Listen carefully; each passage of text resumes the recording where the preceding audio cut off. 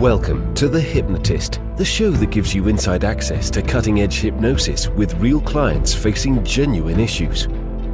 Brought to you by the hypnotherapist demanded by celebrities, CEOs, and even royalty, Adam Cox. These recordings took place live from Adam's clinic in London's world-famous Harley Street.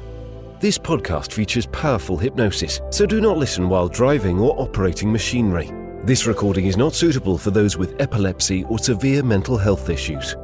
So, get yourself comfortable and enjoy today's episode of The Hypnotist. Hi, it's Adam here, and in this episode of The Hypnotist, you're going to be listening to a hypnosis session regarding alcohol. And the client I was working with wanted to become teetotal. They didn't want any relationship with alcohol whatsoever, at least for the short term, and they were going to reevaluate whether or not they wanted to drink alcohol again after a certain period of time without it. And one of the key things that I asked this particular client was, did they ever buy something that promised a lot but then failed to deliver? And it was really interesting because this client recalled a childhood memory of seeing X-ray glasses in a kid's magazine, kid's comic, and the X-ray glasses promised for you to be able to see through walls and almost have like a superhero ability. And of course, the X-ray glasses arrived and didn't do anything like that. They were just kind of a gimmicky thing. But that kind of bait and switch, or that kind of disappointment, was a really useful way to frame alcohol. Because if you think about how alcohol is advertised, generally you've got very attractive people drinking alcohol, smiling all the time, surrounded by other very attractive people. And it kind of gives this illusion that it's the funnest thing in the world. Whereas when you look at people that have been drinking for 30 or 40 years plus, generally the impact that that has had on their body tends to increase aging. A lot of people that drink a lot of alcohol tend to be overweight, sometimes even obese, and it's had a negative impact on their immune system quite often, so they tend to get sicker more often. So the only people that really look good drinking tend to be people in their early 20s, but that's not what alcohol really does. It kind of promises a lot but really fails to deliver. And a lot of the time it actually does the exact opposite. So it's meant to kind of make you feel good, but anyone that's had like a really bad hangover any more than once or twice knows that quite often alcohol can make you feel horrible. Anyone that drinks alcohol to the point where they have blackouts often will wake up the next morning with anxiety as to what have they said, what have they done. A lot of prisons are filled with people that did things under the influence of alcohol that they would never have done if they were sober. So not only does it not live up to the promise, but quite often it has negative consequences. I would say probably with the exception of sugar, alcohol is more dangerous than guns. It's more dangerous than a lot of other recreational drugs that exist. It really is a very damaging drug, and it's quite addictive as well. So this hypnosis session is designed to start thinking of alcohol as a bit of a scam, like it never really lived up to the promise. And when he was a child and he got those X-ray glasses, he knew that intuitively, and then obviously regretted the decision but didn't wear those X-ray glasses again. The problem with alcohol is that it can temporarily make people feel better, and then it gets used as a coping mechanism. But the way that alcohol works in the body is that the body habituates, and therefore it requires more to do less. I actually changed my relationship with alcohol at the age of 40 years old. And part of my decision-making process was this idea of, is it taking more than it's giving? And for me, I kind of looked at it and thought, well, actually, any of the really good experiences that I've had with alcohol probably were in my 20s and 30s. And certainly I'm not going to get a lot more of those, but I could see how it could really take away enjoyment or value from my life. And I'm very happy that I've been alcohol free for nearly 5 years. If you're listening to this and you want to change your relationship with alcohol, there will be a link in the show notes to schedule a free 30-minute consultation call to explore working with me. But you might find that it might not be X-ray glasses for you. It might be something else that you can think of that never really lived up to the promise. You bought it with high hopes and it just failed to deliver. And when you start thinking of alcohol in that way, that it's a bit of a scam, then it's easier to change your relationship with alcohol and just figure out that actually, if I never started drinking up to the age where you were now, would you start at this current age? And the reality is you probably wouldn't. So to get the most out of this hypnosis session, find a quiet place where you won't be disturbed, relax, and enjoy the session.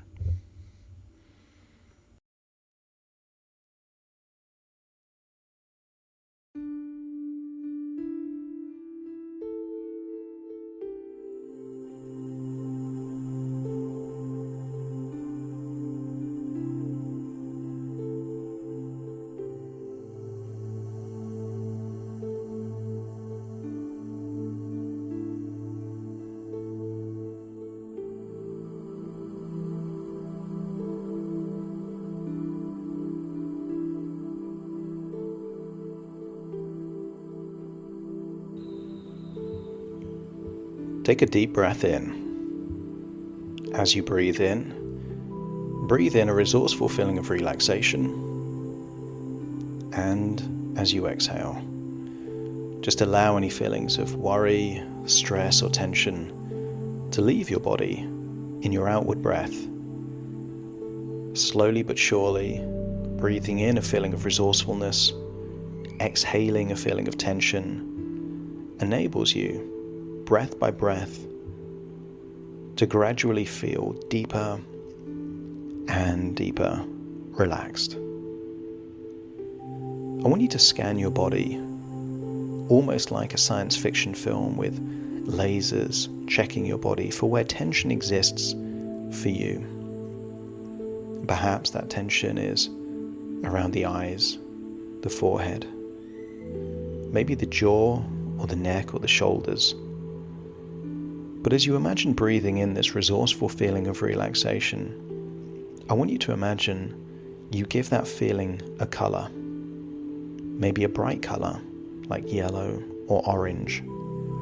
So as you breathe in that resourceful feeling of relaxation, imagine that bright yellow or orange color going in through your nose and filling your body with that bright, vibrant color of relaxation and resourcefulness. But imagine that it's melting away those feelings of tension, maybe around the chest, the neck, the jaw, or the eyes. And as you exhale, you use the power of your imagination to imagine a darker, greyish colour leaving your body. So a bright, vibrant colour like yellow or orange is going in, and something grey or dark is leaving your body, representing any stress, any anxiety, any tension that is gradually leaving your body. That's it. I want you to imagine that as your body relaxes, that your imagination awakens. And your imagination is an engine of thought. Your memories require imagination. Your plans for the future require imagination. In order to feel excited, you need an imagination. In order to feel nostalgic, you need an imagination. So I want you to remember, perhaps, an old photo of what you looked like, perhaps at 9 or 10 years old. Maybe it's a photo in a picture frame, maybe in an album, or just get a sense of what you looked like back then. And I want you to get a sense of all the possibility that existed within you. And as you look at that photo, I want you to remember where you were living, perhaps the family members that you used to visit. And I want you to imagine stepping into that version of you, to feel what it would feel like to be 9 or 10 years old. Perhaps you can imagine being at a house where you see a magazine for children. Imagine flicking through the pages and then seeing an advert for X-ray glasses, giving you a superpower. You could see through walls, see through clothes. You could see through anything. And imagine being 9 or 10 years old and looking at that X-ray glasses advert and feeling a sense of how much excitement, how many wonderful experiences and how much fun you would have by getting those glasses. And I want you to imagine there were sufficient levels of excitement and motivation to perhaps send some money away to get those glasses. And maybe it took a week or so until they arrived. And I want you to imagine you're back in your childhood home, relaxing perhaps on a sofa or a bed. And just imagine that you're making yourself very comfortable as I count down from 10 to 1, with each descending number enabling you to go deeper and deeper relaxed. 10, just releasing any tension around the eyebrows, eyelids, around the eyes. Just letting that go. 9. Those muscles in your forehead responsible for facial expressions like surprise or intrigue. It's time to release that tension in your forehead. That's it. 9. Deeper and deeper relaxed as that feeling of relaxation now spreads down into your cheeks, into your jaw. If your lips are touching or teeth are touching, there is more tension than is necessary there in your jaw.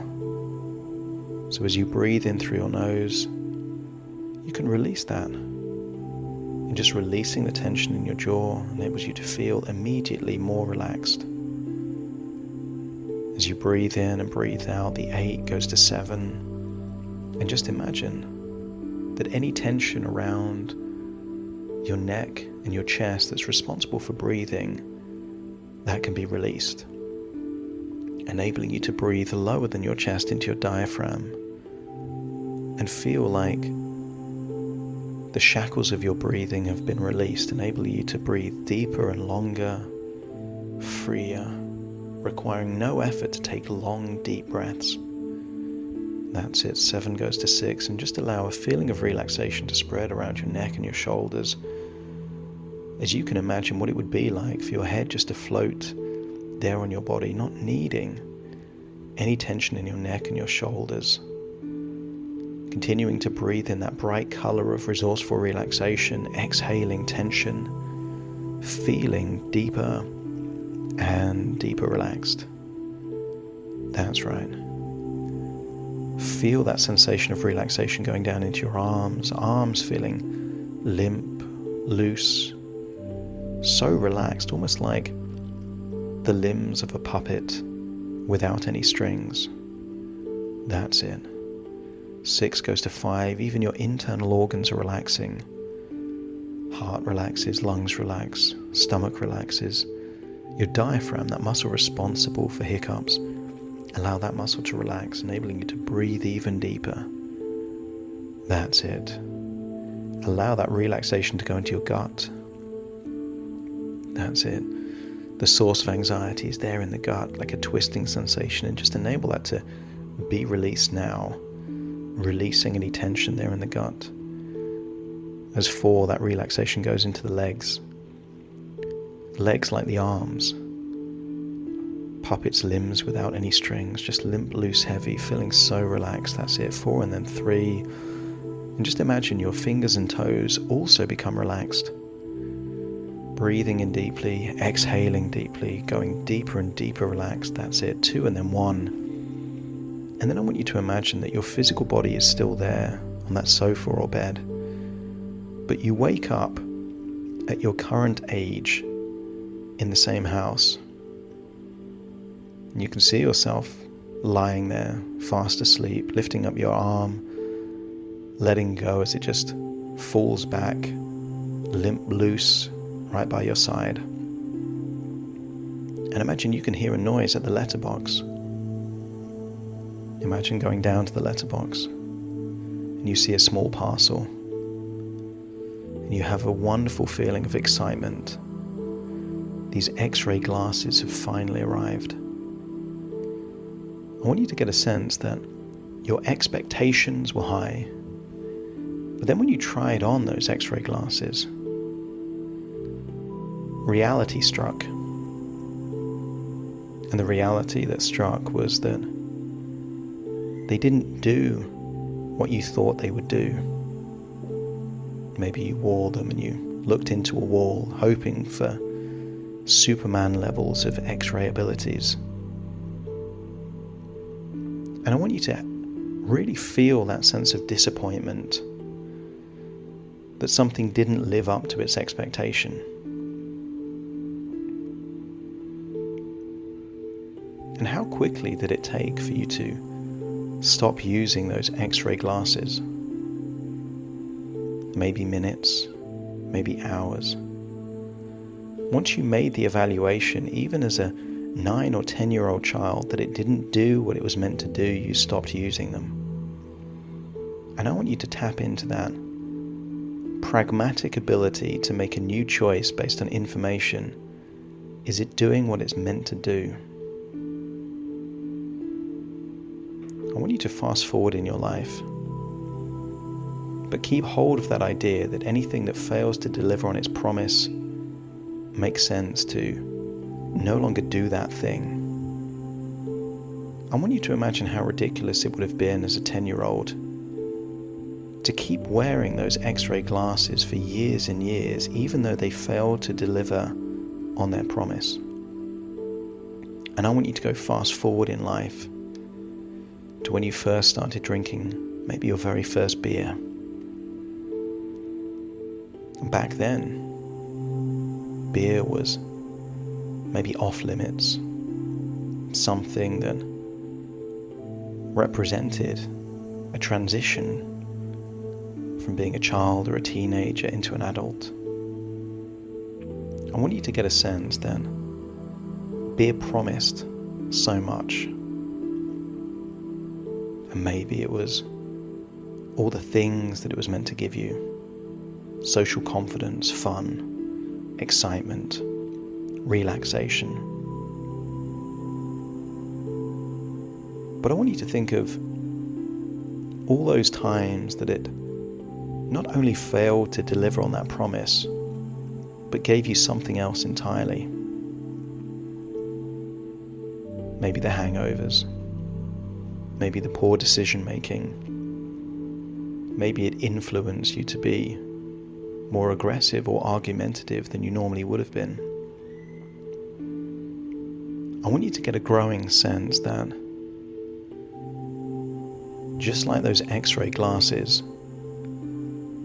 beer has failed to deliver on its promises.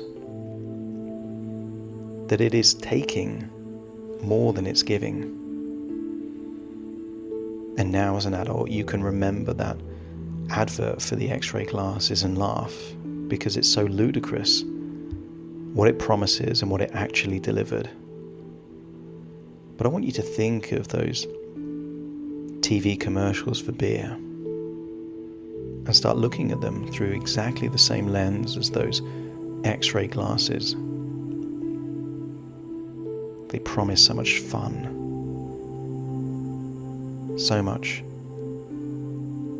significance, so much. And yet what do they deliver? Beer tends to have the impact of having less and less impact the more that you drink. And therefore more is required to do even less than it did before. And I want you to get to that same conclusion that you got perhaps when you were 10 years old. That if something doesn't do what it's meant to do, and instead it takes away from you, why continue to do that thing? And I want you to imagine there is a domino effect in your life, perhaps on a Friday afternoon or evening.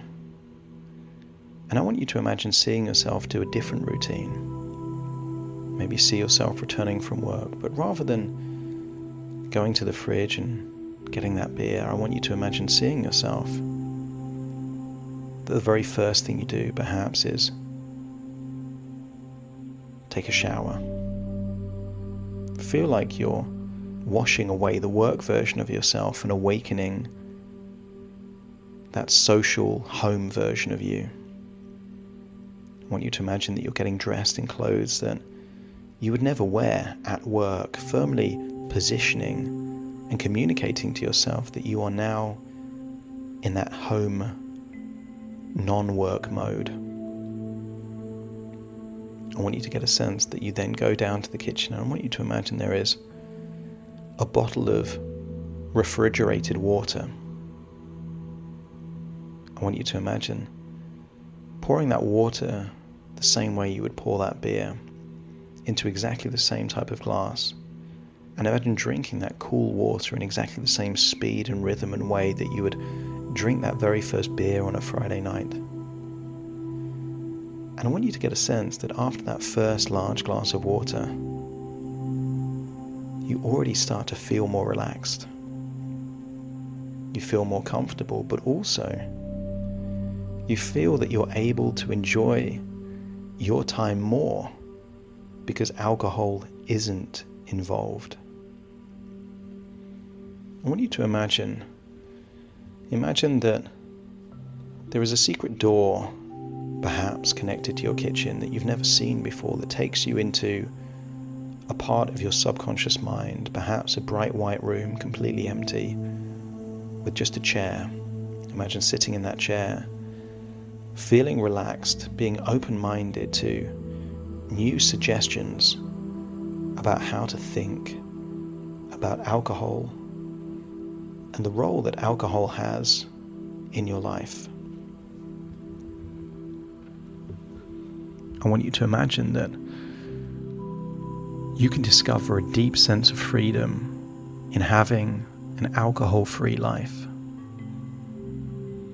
Imagine how good it would feel to no longer feel the need to turn to alcohol as a way to cope with stress or difficult emotions. Just imagine that your body and mind embrace the idea that relaxation can be achieved through healthier means than alcohol. How good would it feel if you could easily release any attachment to alcohol, knowing that it no longer serves your desired quality of life? As you breathe in and breathe out, accept that there are already alternative tools that you can use. Tai Chi can become a source of tranquility, helping you find that inner peace without the need for alcohol. And that drinking cool water revitalizes your senses, leaving you refreshed and invigorated. And what if, by cooking, you activate a different part of yourself that also makes you feel relaxed? As you immerse yourself in the act of cooking, you find joy and fulfillment that alcohol could just never provide. You discover that changing your clothes and having a shower can instantly shift your mood, leaving you feeling renewed and positive. And I wonder what would happen when you totally trust in your ability to face challenges without the crutch of alcohol, knowing that you are strong and capable. And as you start to think about that future, the thought of living without alcohol excites you. as you embrace the idea of a healthier, happier lifestyle. And the domino effect that's working against you could easily work for you as you improve your relationship with alcohol. It then increases the motivation to improve the quality of food that you eat, which could then lead to having more time and desire for more physical activities like sport and exercise.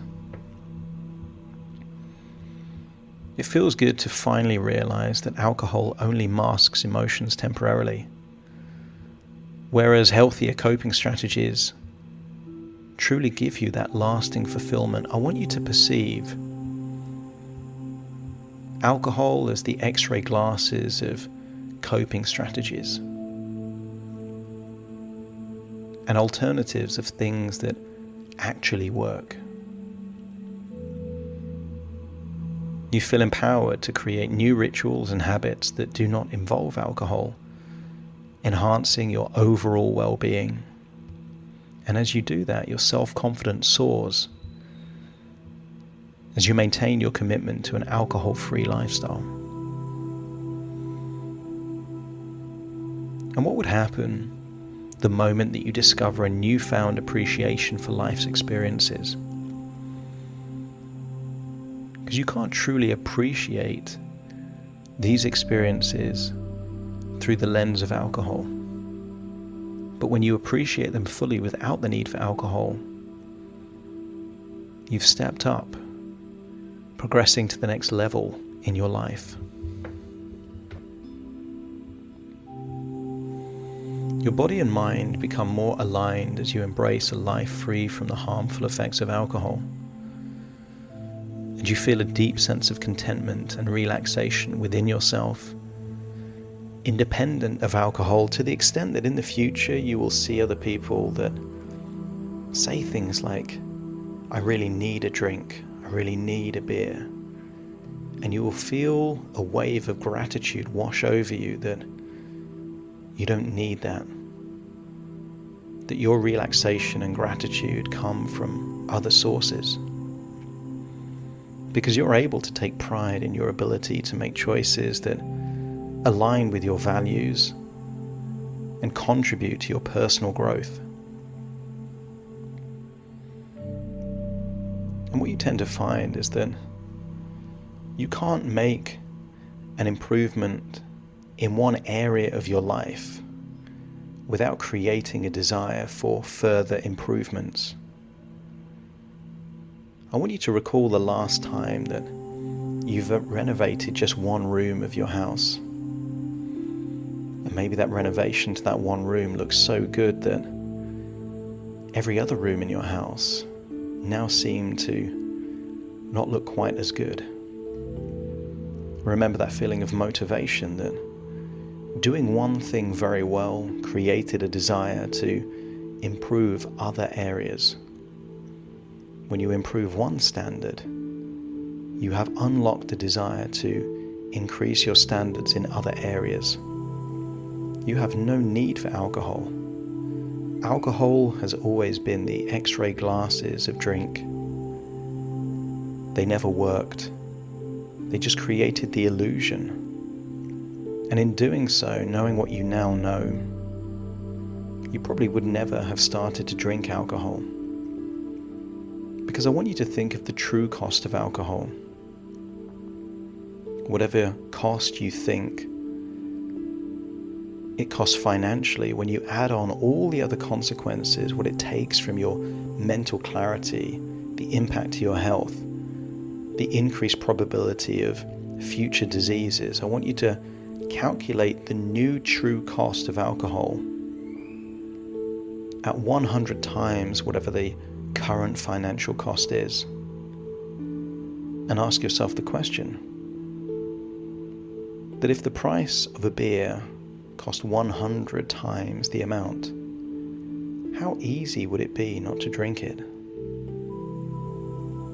And as you accept that suggestion to be true, you realize that it was simply the convenience and the perceived low cost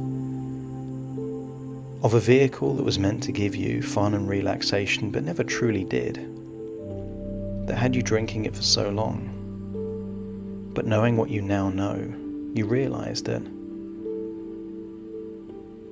it was a bait and switch, a scam, something that promised so much but delivered so little. And the older you get, the more it takes and the less it gives. And if you continue to drink alcohol, there will come a day where the price needs to be paid. But you can avoid that price that needs to be paid simply by deciding, knowing what you now know, alcohol is no longer necessary, no longer wanted, no longer desirable. And there are so many other ways in which you can meet that need. And if your unconscious mind accepts even just one or two of these powerful suggestions to change your relationship with alcohol, let me know by nodding your head. That's right. And then imagine that you leave that comfortable seat, you leave that secret room, you go through that secret door back into your kitchen. And then imagine it's Friday. You've just arrived at your home. And feel a compulsion, not to open the fridge, but to have a shower, get changed, drink a large, cool glass of water, and realize that alcohol is no longer necessary. And if you accept that to be true, let me know by nodding your head. That's it. And feel a sense of pride and accomplishment and gratitude that you've been able to do what many people have failed to do. And that is, make a decision. A true decision is a decision that cuts off any possibility of going back to the previous behavior. You can crack an egg and fry an egg easily, but you can't take a fried egg and turn it back into an original egg in a shell. I want you to feel like you are now alcohol-free. This is your identity. And life may need to catch up with this identity, but this is who you really are. You don't want alcohol, you don't need alcohol. In fact, from this point forward, you will see alcohol through a new lens. Something that is designed to keep people in a state of low energy, in an unthinking way. Maybe a tool to stop people from the critical thinking that can only happen when that prefrontal cortex is wide awake and active. As you decide to move away from alcohol, you're choosing a future to increase the probability of you being the very best version of you, of more opportunities, more fun, more relaxation. Your future has all the things that alcohol originally promised, but actually was doing the opposite. I want you to imagine that you leave that room, that house, and find yourself back there in a childhood bed or sofa. Climb into that body feeling so relaxed and realize that this has just been a journey inside your imagination to create change. Just ideas within ideas, thoughts within thoughts, dreams within dreams. And it's now time to return to the present with a new way of thinking about alcohol. That you've tried it for a while, and knowing what you now know, it no longer does what you need it to do. So you're going to choose other things. And as you choose those other things, you'll find that they do what alcohol could never do much better, and without taking away from you. Feel like you're returning to the present as you take a deep breath in through your nose and out through your nose. Just wiggle your fingers, wiggle your toes, completely integrate into the present moment. As I now count from 1 to 10 to awaken you, you will awaken feeling resourceful, optimistic, having made a decision that alcohol is your past and there are much better things in your future. Starting to count. 1, 2, 3, waking up. 456, more alert. 7, 8, open your eyes, open your eyes. 9, 10, wide awake, wide awake, wide awake.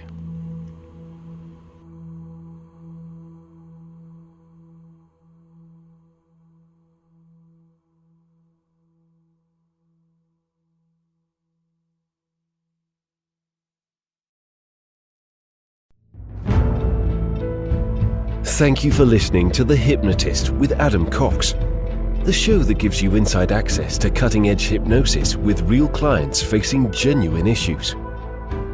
To automatically receive the latest episodes, please subscribe. If you'd like to support the show, please share this episode with just one friend you think it could help. And if this episode helped you, please leave us a 5-star review.